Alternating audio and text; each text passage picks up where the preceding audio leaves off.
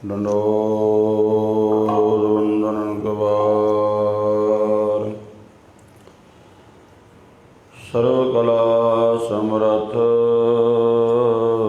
Dolan ते राखो प्रभु।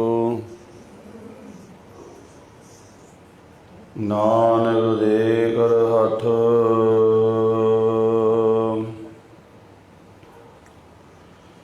उस्तत मन में कर निरंकार।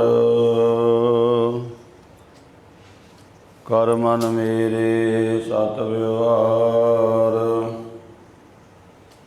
निर्मल रसना अमृत पियो सदा सुहेला कर ले जियो। नैनो भेख ठाकुर का रंग साध संग बिनसे सब संग। चरण चलो मार्ग गोबिंद मिटे पाप जपिए हर बिंद।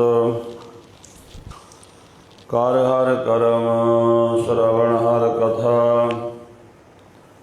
हर दरगह नानक उजल मथा। बेशुमार अथाह गणत अतुल्य ज्यों बुलावो त्यों नानक दास बोले। सतनाम श्री वाहिगुरु साहिब जी। एक ओंकार सतनाम करता पुरख निरभउ निर्वैर अकाल मूरत अजूनी सैभं गुर प्रसाद। आसा महला पहला वार सलोका नाल। सलोक भी महले पहले के लिखे टुंडे आस राजा की धुनी। सलोक महला पहला। बलिहारी गुर अपने दिहाड़ी सतवार। जिन मानस ते देवते किए करत न लागी वार। वाहिगुरु जी का खालसा वाहिगुरु जी की फतेह। परम सत्कारयोग जुगो जुग अटल चवर छतर तखत मालक। हाजरा जोर जारा जहूर सर्व कला भरपूर। शब्द गुरु धन धन श्री गुरु ग्रंथ साहिब जी महाराज सच्चे पातशाह जी। मेहरां दे दाते बख्शिश की है। सत संगत का अमोलक समा बख्शिश किया है। इस पावन अस्थान ते गुरबाणी की जो लड़ीवार कथा चल रही है तिसदे तहत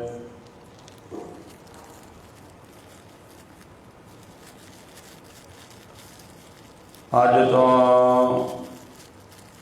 आसा की वार की कथा आरंभ हो रही है। आसा की वार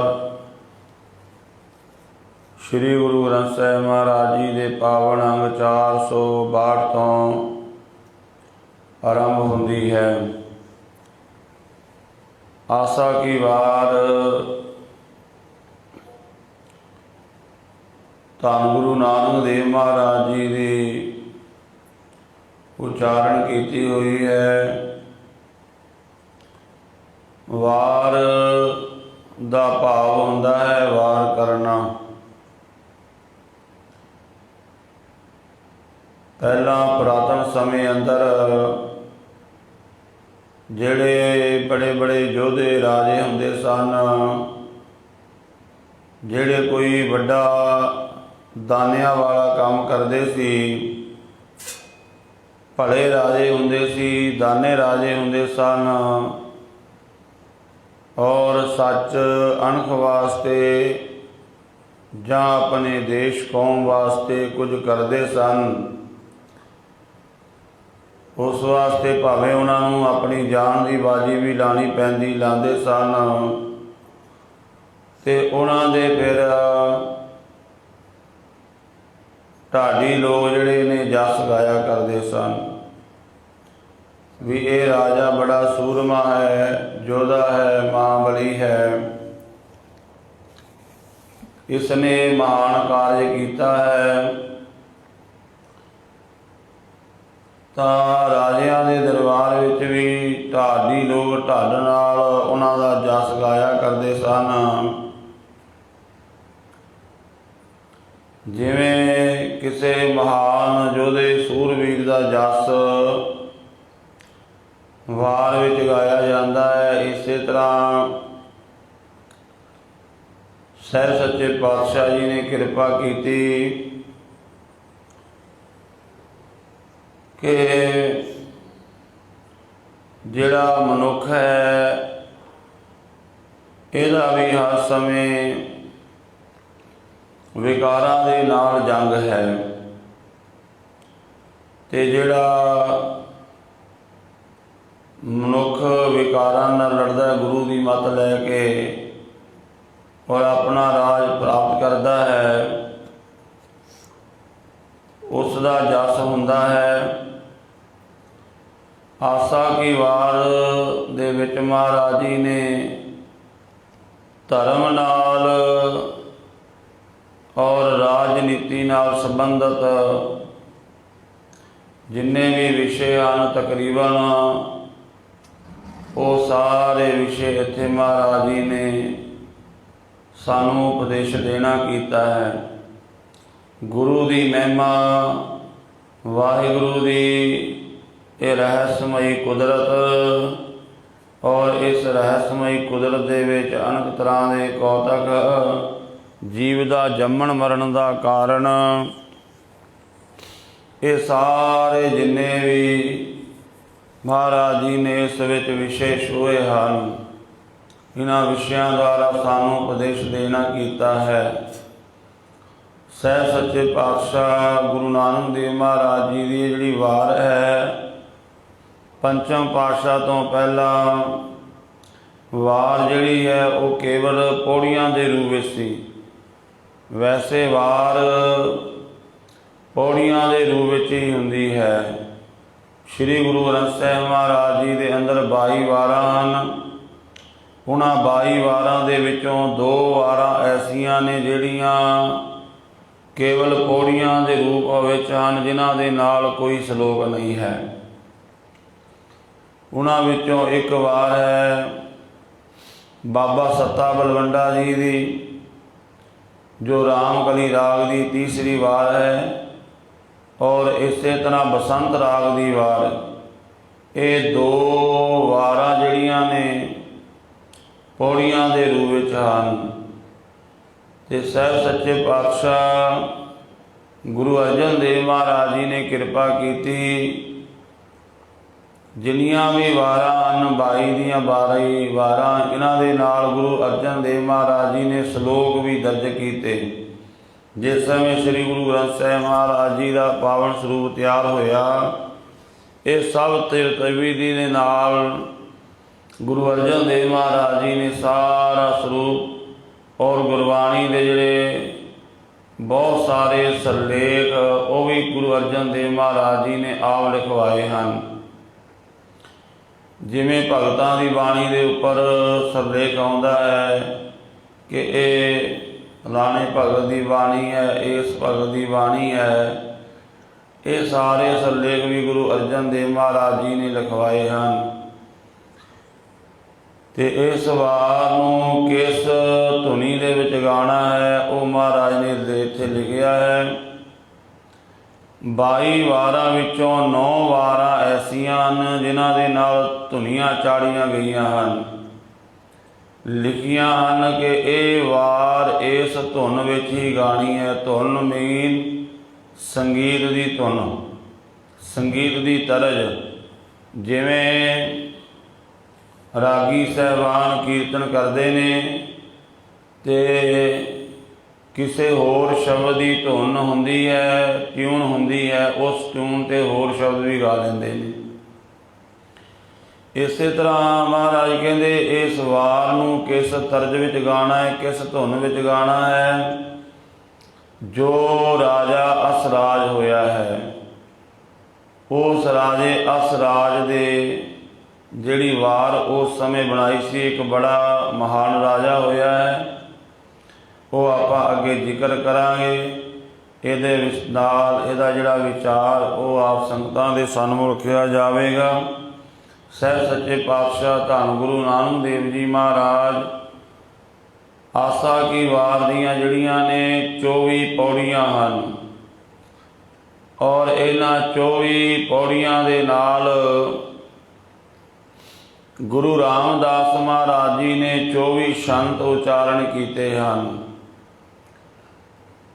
ਤੇ ਜਿਸ ਸਮੇਂ ਗੁਰੂ ਅਰਜਨ ਦੇਵ ਮਹਾਰਾਜ ਜੀ ਦਾ ਸਮਾਂ ਆਇਆ, ਗੁਰੂ ਅਰਜਨ ਦੇਵ ਮਹਾਰਾਜ ਜੀ ਨੇ ਨਾਲ ਫਿਰ ਸ਼ਲੋਕ ਵੀ ਲਿਖੇ ਹਨ ਵਾਰਾਂ ਦੇ ਨਾਲ। ਤੁਸੀਂ ਜਦੋਂ ਘਰਾਂ ਦੇ ਵਿੱਚ ਆਪਾਂ ਜਾਂ ਗੁਰਦੁਆਰਾ ਸਾਹਿਬ ਵੀ ਅਖੰਡ ਪਾਠ ਸਾਹਿਬ ਦਾ, ਸਹਿਜ ਪਾਠ ਦਾ ਭੋਗ ਪੈਂਦਾ ਜਾਂ ਆਪਾਂ ਪਾਠ ਕਰਦੇ ਹਾਂ, ਜਦੋਂ ਸਵਈਏ ਸਮਾਪਤ ਹੁੰਦੇ ਨੇ ਤੇ ਉੱਥੇ ਅੱਗੇ 1410 ਅੰਗ ਤੇ ਬਾਣੀ ਆਉਂਦੀ, ਸ਼ਲੋਕ ਵਾਰਾਂ ਤੇ ਵਧੀਕ। ਗੁਰੂ ਅਰਜਨ ਦੇਵ ਮਹਾਰਾਜ ਜੀ ਨੇ ਸਾਰੇ ਸ਼ਲੋਕ ਵਾਰਾਂ ਨਾਲ ਲਿਖੇ। ਜਿਹੜੇ ਸ਼ਲੋਕ ਵਾਰਾਂ ਤੋਂ ਵੱਧ ਗਏ ਉਹ ਫਿਰ ਮਹਾਰਾਜ ਜੀ ਨੇ 1410 ਅੰਗ ਦੇ ਅੱਗੇ ਸਾਰੇ ਉਹ ਲਿਖੇ ਹਨ। ਅੱਗੇ ਜਾ ਕੇ ਫਿਰ ਉਹ 9ਵੇਂ ਪਾਤਸ਼ਾਹ ਜੀ ਦੇ ਸ਼ਲੋਕ ਵੀ ਆ ਜਾਂਦੇ ਹਨ, ਜਿਨ੍ਹਾਂ ਨੂੰ ਆਪਾਂ ਭੋਗ ਦੇ ਸ਼ਲੋਕ ਕਹਿੰਦੇ ਹਾਂ। ਗੁਰੂ ਅਰਜਨ ਦੇਵ ਮਹਾਰਾਜ ਜੀ ਨੇ ਪਹਿਲੇ ਤੀਸਰੇ ਪਾਤਸ਼ਾਹ ਅਤੇ ਚੌਥੇ ਪਾਤਸ਼ਾਹ ਜੀ ਦੇ ਸ਼ਲੋਕ ਵਾਰਾਂ ਤੋਂ ਵਧੀਕ ਅਤੇ ਆਪਣੇ ਵੀ ਮਹਾਰਾਜ ਜੀ ਨੇ ਕੁਝ ਸ਼ਲੋਕ ਉੱਥੇ ਲਿਖੇ ਹਨ। ਜਿਹੜੇ 9ਵੇਂ ਪਾਤਸ਼ਾਹ ਜੀ ਦੇ ਸ਼ਲੋਕ ਨੇ ਇਹ ਗੁਰੂ ਗੋਬਿੰਦ ਸਿੰਘ ਮਹਾਰਾਜ ਜੀ ਨੇ ਚੜ੍ਹਾਏ ਹਨ। ਸ਼ਲੋਕ ਵਾਰਾਂ ਤੇ ਵਧੀਕ ਜਿਹੜੇ ਵਾਰਾਂ ਤੋਂ ਵੱਧ ਗਏ ਉਹ ਮਹਾਰਾਜ ਜੀ ਨੇ ਫਿਰ ਉੱਥੇ ਦਰਜ ਕੀਤੇ ਹਨ। ਤੇ ਸਾਹਿਬ ਸੱਚੇ ਪਾਤਸ਼ਾਹ ਧੰਨ ਗੁਰੂ ਅਰਜਨ ਦੇਵ ਮਹਾਰਾਜ ਜੀ ਨੇ ਪਹਿਲਾਂ ਜਿਹੜੀ ਇਹ ਵਾਰ ਸੀ ਆਸਾ ਕੀ ਵਾਰ ਕੇਵਲ ਪੌੜੀਆਂ ਦੇ ਰੂਪ ਵਿੱਚ ਪੜ੍ਹੀ ਜਾਂਦੀ ਸੀ, ਗਾਈ ਜਾਂਦੀ ਸੀ। ਗੁਰੂ ਰਾਮਦਾਸ ਮਹਾਰਾਜ ਜੀ ਨੇ 24 ਸ਼ੰਤ ਇਸ ਵਾਰ ਦੇ ਨਾਲ ਉਚਾਰਨ ਕੀਤੇ ਤੇ ਗੁਰੂ ਅਰਜਨ ਦੇਵ ਮਹਾਰਾਜ ਜੀ ਨੇ ਗੁਰੂ ਨਾਨਕ ਦੇਵ ਮਹਾਰਾਜ ਜੀ ਦੇ ਸ਼ਲੋਕ ਅਤੇ ਗੁਰੂ ਅੰਗਦ ਦੇਵ ਮਹਾਰਾਜ ਜੀ ਦੇ ਕੁਝ ਸ਼ਲੋਕ ਇੱਥੇ ਦਰਜ ਕੀਤੇ ਨੇ। ਧੰਨ ਗੁਰੂ ਨਾਨਕ ਦੇਵ ਜੀ ਮਹਾਰਾਜ ਸੱਚੇ ਪਾਤਸ਼ਾਹ ਜੀ ਦੀ ਪਾਵਨ ਬਾਣੀ ਆਸਾ ਕੀ ਵਾਰ ਅਕਸਰ ਗੁਰੂ ਘਰਾਂ ਦੇ ਵਿੱਚ ਹਰ ਰੋਜ਼ ਗਾਈ ਜਾਂਦੀ ਹੈ, ਪੜ੍ਹੀ ਜਾਂਦੀ ਹੈ। ਔਰ ਇਹਦਾ ਮਹਾਰਾਜ ਜੀ ਨੇ ਆਪ ਆਪਣੀ ਹਯਾਤੀ ਦੇ ਵਿੱਚ ਹੁਕਮ ਕੀਤਾ ਕਿ ਇਹਦਾ ਕੀਰਤਨ ਰੋਜ਼ ਕਰਨਾ ਹੈ, ਕਿਉਂਕਿ ਆਸਾ ਕੀ ਵਾਰ ਸਾਡੇ ਮਨਾਂ ਵਿੱਚੋਂ ਪਖੰਡ ਨੂੰ, ਦੰਭ ਨੂੰ, ਕਰਮਕਾਂਡ ਨੂੰ ਬਾਹਰ ਕੱਢਦੀ ਹੈ। ਸਾਡੇ ਅੰਦਰ ਜਿਹੜੀ ਈਗੋ ਹੈ, ਹਉਮੈ ਹੈ, ਉਹਦੀ ਨਿਵਰਤੀ ਕਰਦੀ ਹੈ।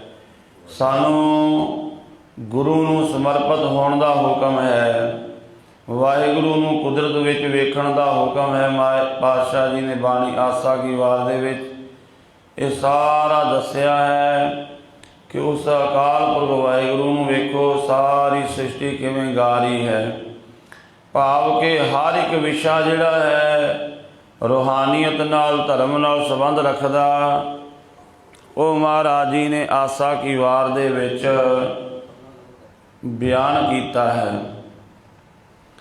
ਧੰਨ ਗੁਰੂ ਨਾਨਕ ਦੇਵ ਮਹਾਰਾਜ ਜੀ ਦੇ ਚਰਨਾਂ ਦੇ ਵਿੱਚ ਬੇਨਤੀ ਹੈ, ਅਰਦਾਸ ਸੱਚੇ ਪਾਤਸ਼ਾਹ ਕਿਰਪਾ ਕਰੋ, ਆਪ ਵਿੱਚ ਵਰਤ ਕੇ ਆਪਣੀ ਇਸ ਪਾਵਨ ਬਾਣੀ ਦੀ ਕਥਾ ਵਿਚਾਰ ਕਰਵਾ ਲੈਣੀ। ਕਿਉਂਕਿ ਜਿੰਨੇ ਸੌਖੇ ਤਰੀਕੇ ਨਾਲ ਆਪਾਂ ਆਸਾ ਕੀ ਵਾਰ ਨੂੰ ਪੜ੍ਹਦੇ ਹਾਂ, ਅਰਥ ਓਨੇ ਹੀ ਗਹਿਰੇ ਹਨ, ਓਨੇ ਹੀ ਰਹੱਸਮਈ ਹਨ, ਡੂੰਘੇ ਹਨ। ਸਤਿਗੁਰੂ ਜੀ ਕਿਰਪਾ ਕਰਨ, आसा की वार की आरंभता हो रही है। 462 अंग तो ये आसा की वार आरंभ होंदी है।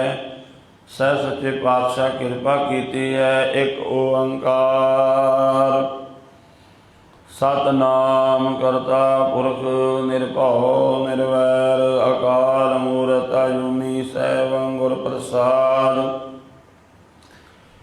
आसा की वार आरंभ हो रही है तो इत्थे महाराज मंगलाचरण कीता है। वाहिगुरु एक है।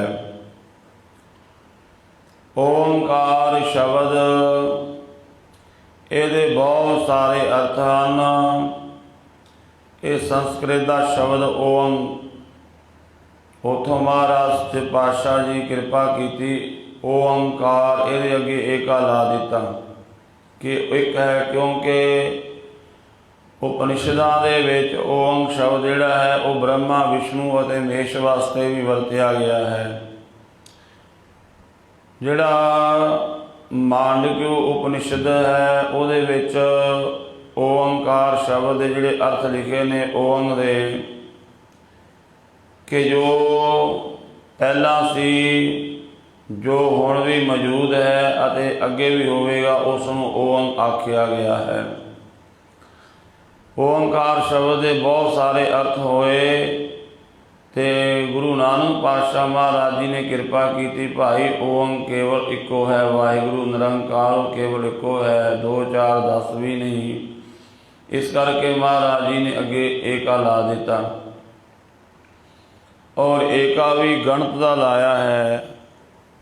एका भी जिहड़ा है वह वर्णमाला का नहीं लाया, एका गणत का लाया है, जिहदा अर्थ केवल एक ही हुंदा है।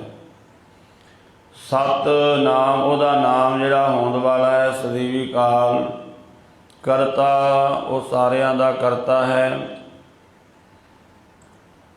पुरख वो सारे पासे परिपूर्ण हो के वरत रहा है। वैसे पुरख के अर्थ जिहड़े हैं पुरातन ग्रंथां दे विच पुर सेते इते, वो जो सारियां विच लेपिया होया है, सारियां विच वस रहा, उसनूं पुरख आख्या गया है। निर्भव बाकी सारा कुछ भै दे विच है। वाहिगुरु केवल है जो निर्भव है, जिन्हों डर नहीं लगता किसी कोलों। बाकी कोई भावें कितनी भी हड्डी वड्डी हस्ती का मालक है, वो भी डरता है। निर्वैर, वैर कित्थे पैदा होंदा है? वो भी किहनूं लगता है जिहड़ा छोटा है, जदों अपने सामने किसी नूं वड्डे नूं वेख लैंदा डरदा है। इसे तरह वैर कित्थे पैदा होंदा है? जदों अपना कोई विरोधी अपने सामने बराबर आ खड़ जावे और अपना विरोध करे, उत्थे अपने अंदर वैर पैदा हो जाता है। परमात्मा निर्वैर है, क्योंकि उसके सामने कोई विरोधी वह आ ही नहीं सकता है, वह विरोधी है ही नहीं, ना कोई हो सकता है। इस करके उसके अंदर वैर नहीं है। साढ़े अंदर वैर पैदा क्यों होता? देवी देवतियां के अंदर भी वैर पैदा हो जाता है। कारण यही है, जो सामने कोई बराबर ते आके खड़ गया, उस जिमें इलैक्शन होंदे ने, कोई बराबर सामने खड़ जाए भी तेनू मैं हरावांगा, उत्थे वैर पैदा हो जाता है। वाहिगुरु नूं कोई हरा नहीं सकता, वाहिगुरु नूं कोई जित नहीं सकता, तो उसदे अंदर वैर भी पैदा नहीं होंदा।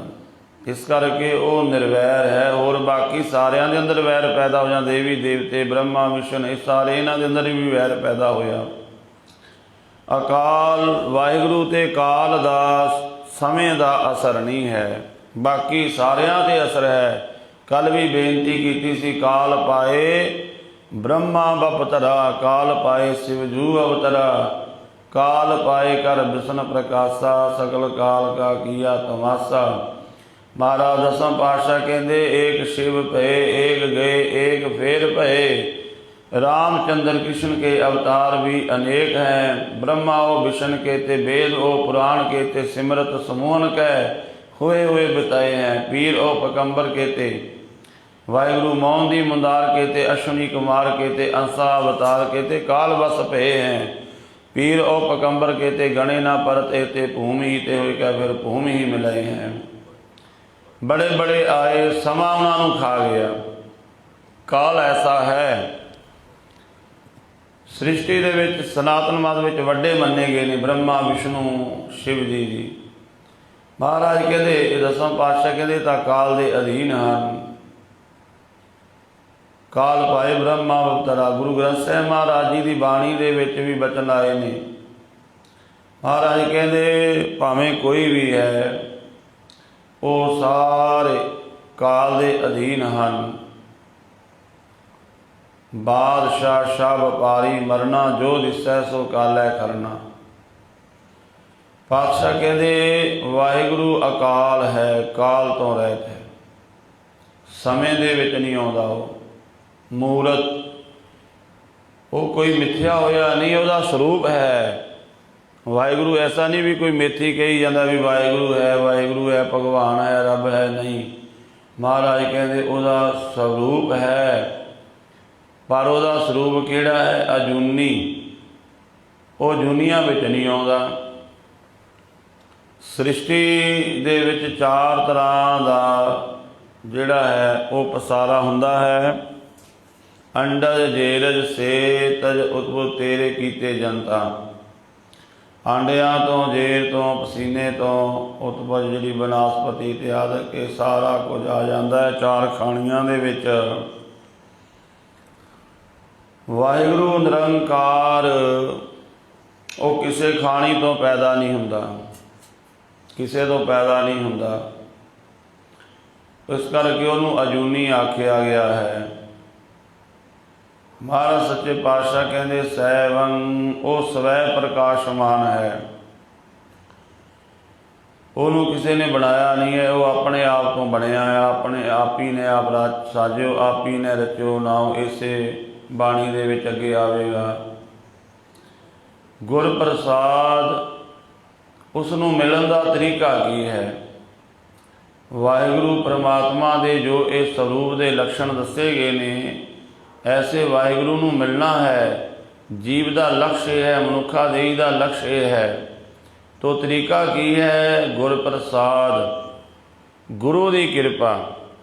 तो गुरु की कृपा किवें मिलेगी? जदों आपां गुरु का हुक्म मन्नांगे। गुरु की कृपा गुरु का हुक्म मनण दे नाल मिलदी है। अगे महाराज कृपा कर रहे हैं। आसा महला पहला।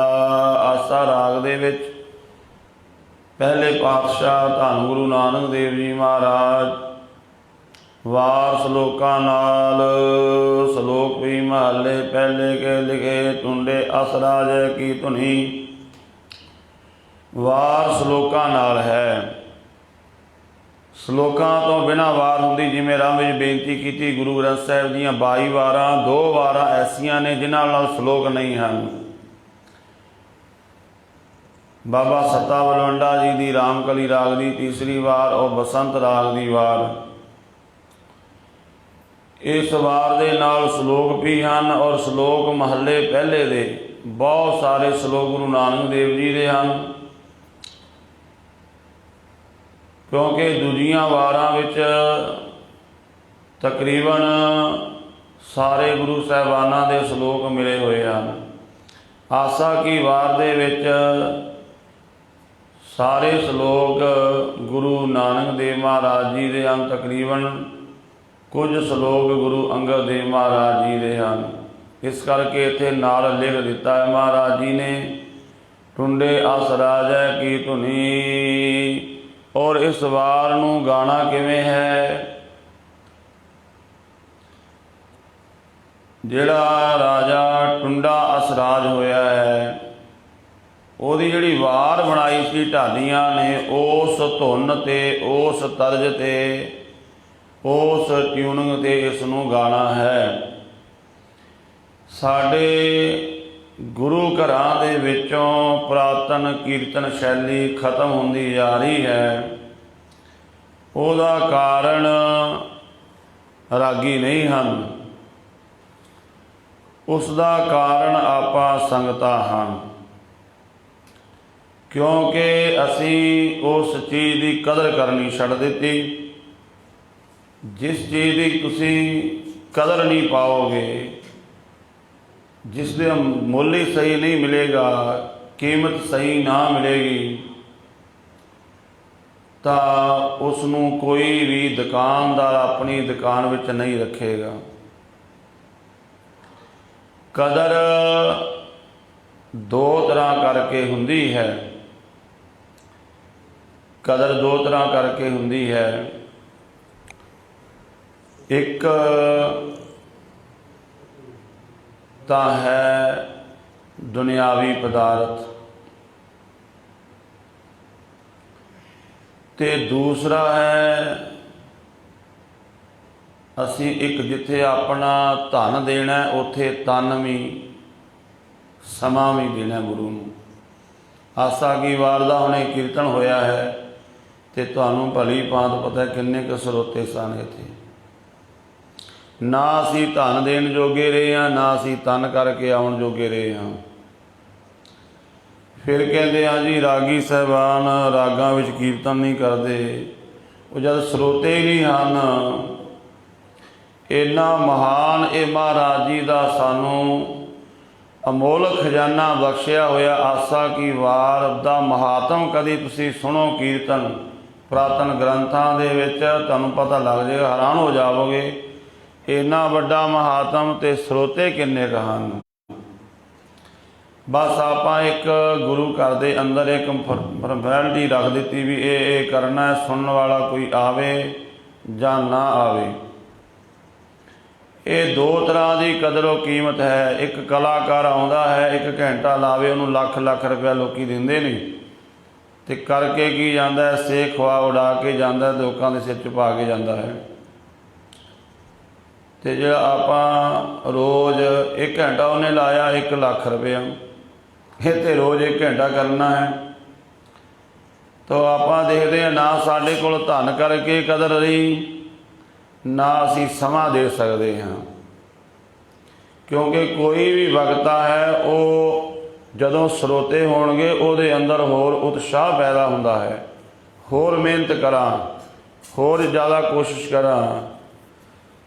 तो इसनू असराज राजा होया टुंडा, ਇਹਦੀ ਧੁਨ ਤੇ गाना है। ये राजा असराज बड़ा जति सती धर्मात्मा राजा होया, ਇਹਦਾ जिक्र आउंदा है। ਇਹਦੇ पिता का नाम सी सारंग, ते ये जदों 12-14 साल का होया ना जिहड़ा असराज सी, ਇਹਦੀ माँ मर गई। तो राजे लोग अक्सर आपन पता 2-2 4-4 विआह करा लेंदे सन। उन्हें विआह कराया।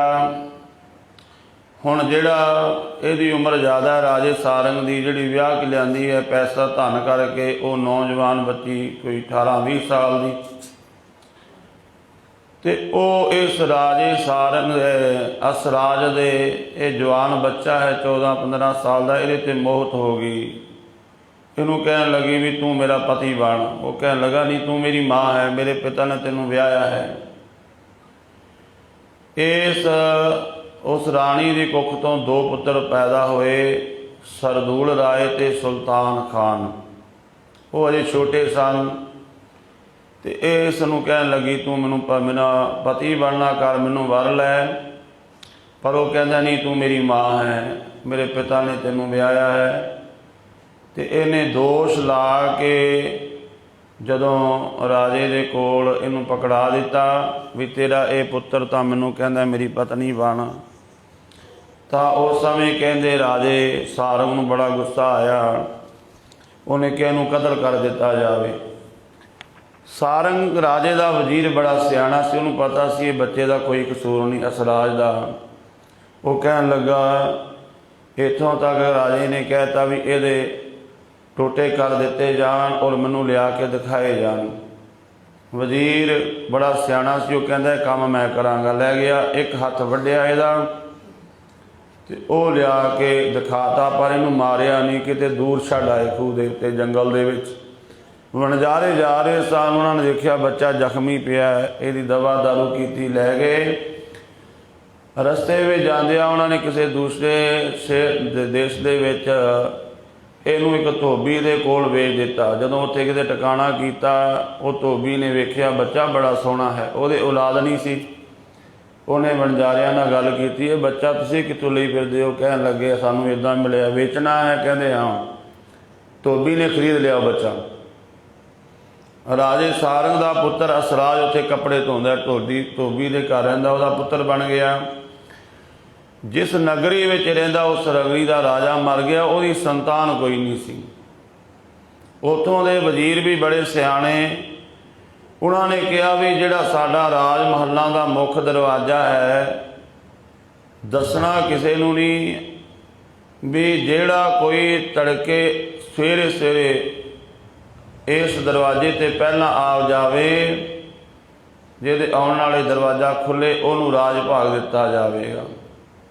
ਅਤੇ ਇਹ ਅਸਰਾਜ ਉੱਥੇ ਪਹੁੰਚਦਾ ਹੈ, ਉਹ ਸਾਰਾ ਵਿਧ ਬਣਦੀ ਹੈ, ਇਹਨੂੰ ਰਾਜ ਭਾਗ ਦਿੱਤਾ ਜਾਂਦਾ। ਹੁਣ ਹੈ ਤਾਂ ਰਾਜੇ ਦਾ ਪੁੱਤਰ ਸੀ, ਉਹ ਗੁਣ ਹੁੰਦੇ ਨੇ। ਜਦੋਂ ਆਪਾਂ ਕਿਸੇ ਮਨੁੱਖ ਨੂੰ ਕੋਈ ਆਪਾਂ ਪਰਖ ਕਰਦੇ ਹਾਂ ਨਾ, ਉਹਦਾ ਪਿੱਛੇ ਪਹਿਲਾਂ ਲੋਕ ਦੇਖਦੇ ਹੁੰਦੇ ਇਹਦਾ ਖਾਨਦਾਨ ਕੀ ਹੈ, ਇਹਦਾ ਗੁਰੂ ਕੌਣ ਹੈ, ਕਿੱਥੋਂ ਸਿੱਖ ਕੇ ਆਇਆ, ਇਹ ਕਿਸ ਤਰ੍ਹਾਂ ਦਾ ਹੈ, ਕਿਉਂਕਿ ਉਹ ਗੁਣ ਹੁੰਦੇ ਨੇ ਉਹਦੇ ਵਿੱਚ। ਗੁਰੂ ਵਾਲੇ ਮਾਂ ਪਿਓ ਵਾਲੇ ਬੱਚੇ ਵਿੱਚ ਨਾ ਗੁਣ ਹੁੰਦੇ ਨੇ, ਜਿਹੜੇ ਗੁਰੂ ਕੋਲ ਰਹਿ ਕੇ ਸਿੱਖਿਆ, ਜਿਹੜੇ ਮਾਂ ਪਿਓ ਦਾ ਬੱਚਾ, ਉਹ ਗੁਣ ਹੁੰਦੇ ਨੇ। ਹੁਣ ਰਾਜੇ ਦਾ ਪੁੱਤਰ ਸੀ, ਉਹ ਰਾਜਿਆਂ ਵਾਲੇ ਗੁਣ ਤਾਂ ਹੈ ਸਨ, ਹੈ ਵੀ ਕਰੈਕਟਰ ਦਾ ਵੀ ਉੱਚਾ ਸੀ। ਇਹਨੂੰ ਰਾਜ ਭਾਗ, ਇਹਨੇ ਬੜਾ ਸੋਹਣੇ ਤਰੀਕੇ ਨਾਲ ਰਾਜ ਭਾਗ ਸੰਭਾਲਿਆ, ਬੜਾ ਜਸ ਹੋਇਆ, ਇਹਨੇ ਆਪਣੀ ਪ੍ਰਜਾ ਨੂੰ ਬੜਾ ਸੁੱਖ ਦਿੱਤਾ। ਇੱਧਰ ਸਮਾਂ ਪਿਆ, ਖਾਨ ਸੁਲਤਾਨ ਜਿਹੜੇ ਨੇ ਸਰਦੂਲ ਰਾਏ, ਇਹ ਵੀ ਜਵਾਨ ਹੋਏ, ਅਤੇ ਇਹਨਾਂ ਨੇ ਉਹ ਰਾਜੇ ਸਾਰੰਗ ਨੂੰ ਬੰਦੀ ਬਣਾ ਲਿਆ ਅਤੇ ਰਾਜ ਭਾਗ 'ਤੇ ਆਪਣਾ ਮਨ ਮਰਜ਼ੀਆਂ ਕਰਨ ਲੱਗ ਪਏ। ਕਾਲ ਪੈ ਗਿਆ। ਇੱਥੋਂ ਦੇ ਕੁਝ ਲੋਕ ਉੱਥੇ ਗਏ, ਉਹਨਾਂ ਨੇ ਜਦੋਂ ਜਾ ਕੇ ਉੱਥੇ ਦੱਸਿਆ ਵੀ ਅਸੀਂ ਫਲਾਣੇ ਦੇਸ਼ ਤੋਂ ਆਏ ਹਾਂ, ਅਤੇ ਇਸ ਅਸਰਾਜ ਨੂੰ ਪਤਾ ਲੱਗਾ, ਇਹਨੇ ਬੜੀ ਮਦਦ ਕੀਤੀ। ਉਹਨਾਂ ਨੇ ਆ ਕੇ ਦੱਸਿਆ ਰਾਜੇ ਸਾਰੰਗ ਨੂੰ, ਤੇਰਾ ਪੁੱਤਰ ਜਿਹੜਾ ਅਸਰਾਜ ਸੀ ਉਹ ਤੇ ਉੱਥੇ ਰਾਜ ਕਰਦਾ ਹੈ। ਫਿਰ ਇਹ ਸਾਰੰਗ ਰਾਜੇ ਨੇ ਆਪਣਾ ਇੱਕ ਖੱਤ ਲਿਖਿਆ ਗੁਪਤ ਰੂਪ ਦੇ ਵਿੱਚ, ਉਹ ਢਾਡੀਆਂ ਨੇ ਵਾਰ ਬਣਾਈ, ਉਸ ਨੂੰ ਵਿਦਵਾਨਾਂ ਨੇ ਗ੍ਰੰਥਾਂ ਵਿੱਚ ਲਿਖਿਆ, ਭਬਕਿਆ ਸ਼ੇਰ ਸਰਦੂਲ ਰਾਏ ਰਣ ਮਾਰੂ ਬੱਜੇ, ਸੁਲਤਾਨ ਖਾਨ ਬੜ ਸੂਰਮੇ ਵਿੱਚ ਰਣ ਦੇ ਗੱਜੇ। ਇਹ ਵਾਰ ਬਣਾਈ, ਇਹ ਪੌੜੀ ਬਣਾਈ ਅਸਰਾਜ ਦੀ। ਜਦੋਂ ਅਸਰਾਜ ਜਿੱਤਿਆ ਨਾ, ਉਦੋਂ ਉਹ ਢਾਡੀਆਂ ਨੇ ਅਸਰਾਜ 'ਤੇ ਫਿਰ ਇਹ ਵਾਰ ਬਣਾਈ। ਸਰਦੂਲ ਰਾਏ ਅਤੇ ਸੁਲਤਾਨ ਖਾਨ ਇਹਦੇ ਮਤਰੇਏ ਭਰਾ ਸਨ। ਇਹ ਫੌਜ ਲੈ ਕੇ ਆ ਗਏ, ਅਤੇ ਉਸ ਸਮੇਂ ਫਿਰ ਸਾਰੰਗ ਰਾਗ ਜਿਹੜਾ ਰਾਜਾ ਸੀਗਾ, ਇਹਨੇ ਖੱਤ ਲਿਖੇ ਟੁੰਡੇ ਅਸਰਾਜ ਨੂੰ ਪਾਤਸ਼ਾਹੀ ਅੱਜੇ, ਟਿੱਕਾ ਬਾਪ ਸਾਰੰਗ ਨੇ ਦਿੱਤਾ ਪਰ ਲੱਜੇ, ਫਤਿਹ ਪਾਈ ਅਸਰਾਜ ਜੀ ਸ਼ਾਹੀ ਪਰ ਸੱਜੇ। ਇਹ 5 ਤੁਕਾਂ ਦੀ ਪੌੜੀ ਬਣਾ ਕੇ ਜਦੋਂ ਰਾਜਾ ਅਸਰਾਜ ਜਿੱਤਿਆ, ਉਹਨਾਂ ਦੋਵਾਂ ਭਰਾਵਾਂ ਨੂੰ ਵੀ ਉਹਨੇ ਹਰਾ ਕੇ ਆਪਣੇ ਬਰਾਬਰ ਦਾ ਹੱਕ ਦਿੱਤਾ, ਅਤੇ ਉਹਨਾਂ ਨੂੰ ਕਿਹਾ ਧਰਮਾਤਮਾ ਵਾਲਾ ਰਾਜ ਕਰੋ, ਦੁਨੀਆ ਦਾ ਭਲਾ ਕਰੋ। ਅਤੇ ਇਹਨੇ ਆਪਣੇ ਪਿਤਾ ਵਾਲਾ ਰਾਜ ਵੀ ਉਹ ਵਾਪਸ ਲਿਆ। ਇਹਦਾ ਬੜਾ ਜਸ ਹੋਇਆ। ਇੱਕ ਤਾਂ ਇਸ ਕਰਕੇ ਕਿ ਇਹਨੇ ਜਦੋਂ ਇਹਦੀ ਮਤਰੇਈ ਮਾਂ ਨੇ ਇਹਨੂੰ ਵਿਭਚਾਰ ਕਰਨ ਵਾਸਤੇ ਕਿਹਾ, ਉਦੋਂ ਨਹੀਂ ਗਿਰਾਏਮਾਨ ਨਹੀਂ ਹੋਇਆ। ਦੂਸਰਾ, ਇਹਨੇ ਪ੍ਰਜਾ ਨੂੰ ਬੜਾ ਸੁੱਖ ਦਿੱਤਾ। ਤੀਸਰਾ, ਇਹਨੇ ਆਪਣੇ ਮਤਰੇਏ ਭਰਾਵਾਂ ਨੂੰ ਹਰਾ ਕੇ ਗੁਲਾਮ ਨਹੀਂ ਬਣਾਇਆ, ਉਹਨਾਂ ਨੂੰ ਵੀ ਰਾਜ ਭਾਗ ਕਰਨ ਦੇ ਤਰੀਕੇ ਦੱਸੇ ਅਤੇ ਭਲੇ ਪਾਸੇ ਲਾਇਆ। ਉਸ ਧੁਨੀ ਦੇ ਉੱਪਰ ਮਹਾਰਾਜ ਕਹਿੰਦੇ ਇਸ ਆਸਾ ਕੀ ਵਾਰ ਨੂੰ ਗਾਣਾ ਹੈ। ਵਾਰ ਸਲੋਕਾਂ ਨਾਲ, ਸਲੋਕ ਵੀ ਮਹੱਲੇ ਪਹਿਲੇ ਕੇ ਲਿਖੇ, ਟੁੰਡੇ ਅਸਰਾਜੈ ਕੀ ਧੁਨੀ, ਧੁਨੀ ਮੀਨ ਤਰਜ ਟਿਊਨ, ਉਸ ਟਿਊਨ 'ਤੇ ਇਸ ਨੂੰ ਗਾਣਾ ਹੈ। ਸੋ ਇਹ ਇਸ ਵਾਰ ਦੀ ਭੂਮਿਕਾ ਹੈ ਜੋ ਸੰਖੇਪ ਰੂਪ ਦੇ ਵਿੱਚ ਬਿਆਨ ਕੀਤੀ, ਕਿਉਂਕਿ ਸਮਾਂ ਉਹ ਥੋੜ੍ਹਾ ਜਿਹਾ ਹੀ ਹੁੰਦਾ ਹੈ। ਉਸ ਤੋਂ ਵੀ ਉਹਦੇ ਮੁਤਾਬਕ ਹੀ ਆਪ ਸੰਗਤਾਂ ਦੇ ਬੇਨਤੀ ਕੀਤੀ ਹੈ।